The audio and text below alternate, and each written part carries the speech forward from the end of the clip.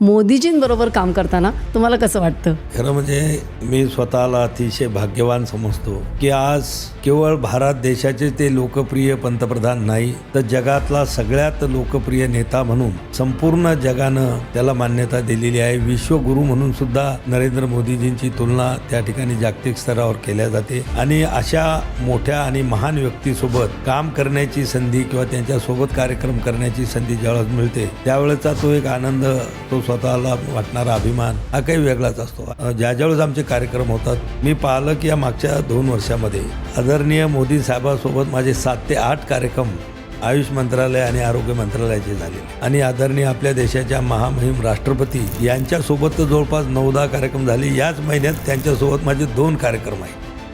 हे कार्यक्रम करताना खरोखर एक चांगला आनंद, समाधान, एक जीवनाचं ज्याला आपण साफल्य म्हणतो, पूर्तता, ते झाल्यासारखं त्या ठिकाणी वाटतं.